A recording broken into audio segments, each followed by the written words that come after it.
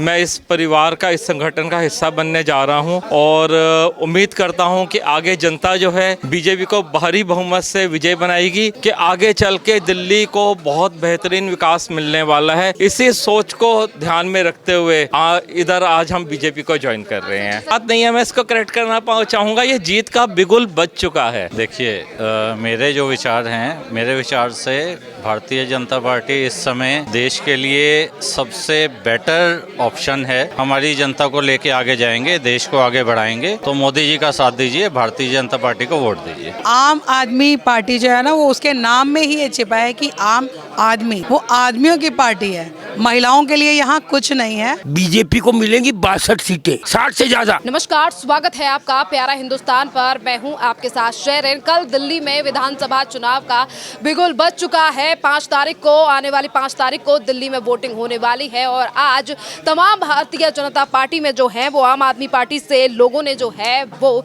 दामन थामा है। और इसी के साथ मेरे साथ, सर क्या नाम है? मेरा नाम हरपाल है और मैं जनकपुरी विधानसभा क्षेत्र से आता हूं और ये मेरे लिए बहुत ही एक हर्ष का विषय है कि आज श्री हर्ष मल्होत्रा जी की उपस्थिति में और श्री आशीष जी की उपस्थिति में मैं इस परिवार का, इस संगठन का हिस्सा बनने जा रहा हूं और उम्मीद करता हूं कि आगे जनता जो है बीजेपी को भारी बहुमत से विजय बनाएगी और इस बारी सरकार बीजेपी की आके ये एक सरकार बहुत ही अच्छे सुचारू ढंग से दिल्ली का बहुत बेहतरीन विकास करेगी। क्या कारण रहा जिसकी वजह से आपने आम आदमी पार्टी को छोड़कर बीजेपी को ज्वाइन किया है? जी, मैं आम आदमी पार्टी का वोटर रहा हूं। वैसे मैं जनकपुरी धार्मिक एवं सामाजिक महासंघ, भारत विकास परिषद और मानव कल्याण संघ से जुड़ा हुआ हूं और हम विभिन्न सामाजिक के साथ धार्मिक प्रकल्पों के अंदर जुड़े हुए हैं। जी, हमें पूरी उम्मीद है क्योंकि बीजेपी जो है उसका कोर वैल्यू सबका साथ, सबका विकास और मोदी जी का जो विज़न है उसके अंदर हमें पूर्णतः विश्वास है कि आगे चल के दिल्ली को बहुत बेहतरीन विकास मिलने वाला है। इसी सोच को ध्यान में रखते हुए इधर आज हम बीजेपी को ज्वाइन कर रहे हैं। जैसा कि आपने बताया, आप जो है वो धार्मिक संगठन से भी जुड़े हुए हैं और इसी बीच जिस तरीके से आम आदमी पार्टी ने और अरविंद केजरीवाल ने कहा कि हम ग्रंथियों को भी 18,000 रुपए देंगे, तो उस पर क्या? जी, पुजारियों और ग्रंथियों के विषय में केजरीवाल जी ने जो भी कहा है उनकी निजी राय है। हम लोगों के इस चीज़ के ऊपर कोई बहुत ज़्यादा विश्वास नहीं आ रहा क्योंकि पहले के उनके जितने भी वायदे हैं अभी तक कोई भी वायदे पूरे नहीं हो पाए हैं। इस वजह से उनकी बातों पर विश्वास करना कठिन लग रहा है। क्या कहेंगे अरविंद केजरीवाल का जो शीश महल है जिसका अभी तक जिक्र नहीं किया गया, पर आम आदमी पार्टी कहती है कि अरविंद केजरीवाल जो है वो एक कट्टर ईमानदार और आम लोगों के नेता। ईमानदारी के नाम पे अगर बात करें तो फिर ये शीश महल नहीं बनना चाहिए था। अगर आप कह रहे हैं मुझे ऑफिस नहीं चाहिए, मुझे सत्ता के अंदर कहीं कोई लोभ लालच नहीं है, तो एक आम इंसान की तरह जीवन जी के अपने आप को एक आदर्श स्थापित करना चाहिए था। पर अनफॉर्चुनेटली ऐसा नहीं हुआ। उन्होंने अपने लिए तो पूरा महल खड़ा कर दिया। गलत है। सर, यहाँ पर हर्ष मल्होत्रा जी ने कहा जैसे कि आज आप लोगों ने भारतीय जनता पार्टी का दामन थामा है तो जीत की तरफ एक शुरुआत हो चुकी है, तो आपको क्या लगता है? 70 में नहीं है, ये शुरुआत नहीं है, मैं इसको करेक्ट करना चाहूँगा, ये जीत का बिगुल बज चुका है। ये सीटें आ रही हैं इस बार? ये जीत निश्चित हो चुकी है। कितनी सीटें आ रही सर 70 में? आपको क्या लगता है, आप बताइए। आप बताइए सर, आपको जो हम तो कह रहे हैं कि जी पूरी हमारी हैं, हम तो पूरी की उम्मीद लेके चल रहे हैं।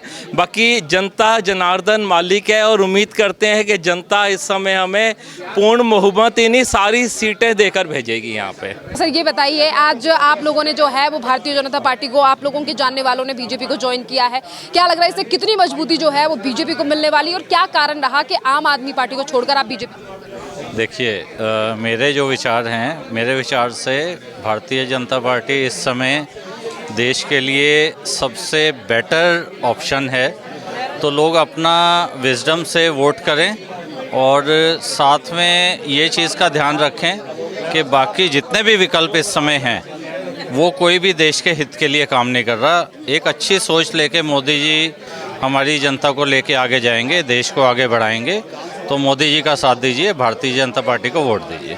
केजरीवाल के बारे में क्या कहेंगे, जिन्होंने कहा था वीआईपी कल्चर को खत्म कर देंगे, गाड़ी नहीं लेंगे, बंगला नहीं लेंगे, पर आज वही वीआईपी सर्विसेज को सबसे ज़्यादा लाभ? देखिए, जनता की आंखें खुली हैं, वो सब देखती है, वो सब समझती है, सब जानती है। कौन से वायदे झूठे थे, कौन से सच्चे थे। आने वाला समय इस चीज़ का प्रमाण दे देगा कि जनता के विचार में क्या सही है, क्या गलत है। वो अपनी वोट का सही प्रयोग करके अपने आप आपको डिसीजन दिखा देंगे। 10 से 12 सालों से आम आदमी पार्टी की सरकार दिल्ली में है, उसके बावजूद भी कभी सिखों या सरदारों के लिए कुछ काम नहीं किया गया और जैसे ही चुनाव आने वाले हैं उन्होंने कहा ग्रंथियों को भी हम 18,000 रुपये की सैलरी देंगे। इस पर मैडम देखिए, ये एक पर्टिकुलर सब्जेक्ट जो गुरुद्वारा कमेटी डील करती हैं, वो अपने ग्रंथियों को और रागियों को पर्याप्त वेतन देती हैं। ये किसी भी रूप में सरकार पे निर्भर नहीं है और अगर वो देते हैं कोई ग्रांट तो बहुत अच्छा है, नहीं देते तो खुद से सिख समाज जो है सक्षम है अपने परिवार का। मैडम देखिए, इलेक्शन के दौरान ऐसे बहुत मुद्दे उठाए जाते हैं, बट सिख समाज खुद से सक्षम है, उन्हें किसी ग्रांट की ज़रूरत नहीं है। अरविंद केजरीवाल कट्टर ईमानदार हैं, जिस तरीके के वादे आज वो सोशल मीडिया के द्वारा करते नजर आ रहे हैं और कह रहे हैं कि हम तो बहुत ज़्यादा हर धर्म का। मैडम देखिए, ईमानदारी का सब्जेक्ट जो है ये पब्लिक जो है खुद जज करके उसका आंसर दे देगी आने वाले चुनाव में। क्या नाम है मैम? मैं एडवोकेट रीना मेहरा हूँ और मैं आम आदमी पार्टी से दिल्ली प्रदेश की संयुक्त सचिव हूँ, महिला विंग से। लेकिन आम आदमी पार्टी जो है ना, वो उसके नाम में ही ये छिपा है कि आम आदमी, वो आदमियों की पार्टी है, महिलाओं के लिए यहाँ कुछ नहीं है। मैं फाउंडर मेंबर हूँ, 2012 से हूँ आम आदमी पार्टी में और लीगल सेल की भी मेंबर हूँ। लेकिन मुझे आज ये यकीन हो चुका है कि आम आदमी पार्टी आदमियों की पार्टी है, महिलाओं के लिए यहाँ कुछ भी नहीं है। कहते हैं महिलाओं को आगे बढ़ा रहे हैं, सम्मान कर रहे हैं, सम्मान योजना लेकर आ रहे हैं। महिला सम्मान क्या है? 2012 से मैं आम आदमी पार्टी के साथ हूँ और शायद ही मेरे जितना काम पार्टी में किसी और ने किया हो, ठीक है। उसके बाद भी हमें क्या सम्मान मिला कि आज हम यहाँ से वहाँ जा रहे हैं? नहीं, तो हमने कभी सोचा नहीं था। अरविंद जी हमें कहते हैं you are a party maker, you are a party maker. हम पार्टी मेकर हैं तो आज हम क्यों आए बीजेपी में? कोई तो वजह रही होगी। महिला सम्मान हमें ऐसा नहीं चाहिए कि 2000 या 5000 या 1000। हम लोग सक्षम हैं अपने आप में, महिलाओं को सक्षम करते हैं, महिलाओं को आगे बढ़ाने का काम करते हैं।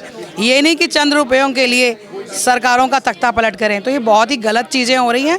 इस तरह से अगर ये पैसा देकर, पैसे का लालच देकर अगर महिलाओं को लालच दिया जा रहा है। और मैं एक बात और कहूँगी कि पहले क्या होता था कि कुछ क्रांतिकारी लोग होते थे जो सत्ता परिवर्तन करते थे, लेकिन आजकल जो लोग हैं ना, लालच में आकर जो सत्ता का परिवर्तन कर रहे हैं, तो ये बहुत ही गलत है। जैसे कि आपने कहा कि आप जो हैं, जब पार्टी का जन्म हुआ तब से उनके साथ हैं, तो क्या अरविंद केजरीवाल ने उन लोगों के लिए कुछ किया जिस तरीके से तमाम जो फाउंडर मेंबर थे उन्होंने आम आदमी पार्टी का दामन छोड़ दिया और आज आप भी छोड़ रहे हैं? तो अरविंद केजरीवाल कहते हैं हम तो हर किसी का ध्यान रखते हैं। ऐसा कुछ भी नहीं है जी, ऐसा कुछ भी नहीं है, ऐसा कुछ भी नहीं है पार्टी में। हाँ जी, ऐसा कुछ भी नहीं है, ये सब बेकार की बातें हैं। क्या कहेंगे अरविंद केजरीवाल जो ये कहते हैं कि हम तो बहुत ज़्यादा कट्टर ईमानदार हैं गरीबों के लिए और आम जनता के लिए? देखिए, मैं ये कहती हूँ कि पार्टी कोई भी हो, लेकिन कार्यकर्ता बहुत महत्वपूर्ण होता है। जो रीढ़ की हड्डी होता है ना, वो कार्यकर्ता ही बनाता है और कार्यकर्ता ही बिगाड़ता है। ये आम आदमी पार्टी को ही नहीं, भारतीय जनता पार्टी को, कांग्रेस को, सभी पार्टियों को, बसपा, सभी पार्टियों को ये शिक्षा लेनी चाहिए। सीख है ये कि कार्यकर्ता बहुत बड़ी चीज़ होती है अपने आप में, तो कार्यकर्ता का सम्मान होना चाहिए, ये नहीं कि उसका अपमान किया जाए। आप फाउंडर मेंबर रही हैं, आप ही के सामने अरविंद केजरीवाल ने कहा वीआईपी सर्विसेज को नहीं लेंगे, वीआईपी कल्चर को खत्म करेंगे, पर आज उन्हीं अरविंद केजरीवाल ने शीश महल को बना लिया जिसमें करोड़ों की सुविधाएं लगी हुई हैं। उस पर क्या? बेटा, यही तो बातें हैं कि आज हम यहाँ भाजपा कार्यालय में हैं, नहीं तो हम लोग पार्टी मेकर हैं। आज अपनी पार्टी से अपने घर से बाहर तो ना आते ना। यही सब कुछ बातें हैं कि जिसकी वजह से आज हम यहाँ हैं। तो इस बार मैम क्या लग रहा है कि कितनी सीटें जो हैं वो बीजेपी इस बार विधानसभा में? देखिए, काम करने वाली पार्टी आनी चाहिए और मुझे पूरा विश्वास है जिस तरीके से भारतीय जनता पार्टी कार्य कर रही है और सच का कार्य कर रही है, ईश्वर को साथ लेके कार्य कर रही है, तो मैं इस चीज़ पर बहुत विश्वास करती हूँ, भगवान पर।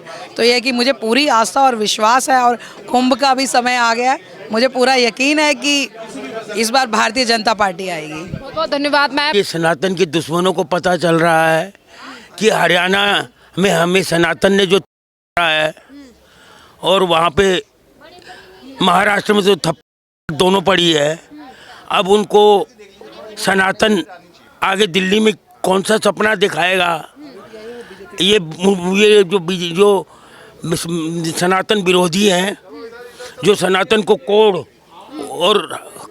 और कैंसर बताते हैं, अपनी माँ को ही गाली दे रहे हैं। हम सब सनातन से ही तो पैदा हुए हैं।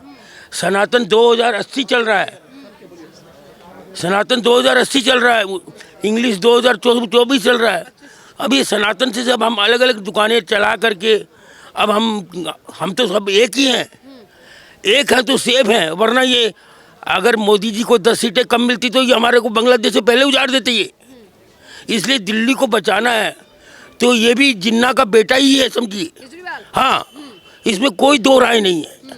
आप आजमा के देख लीजिए, इस बार इसको उल्टा होगा। बीजेपी को मिलेंगी 62 सीटें, 60 से ज़्यादा। अगर इन्होंने वो जो क्या नाम है, जो एनडीए का गठबंधन अगर साफ सुथरा ढंग से चल गया तो 60 से ज़्यादा। अगर गठबंधन नहीं भी चला तो भी 50 से ज़्यादा है। इसमें कोई राय नहीं। आप खुद मैं झूठ बोल रहा हूँ तो आप मेरे मुँह थूक दीजिए।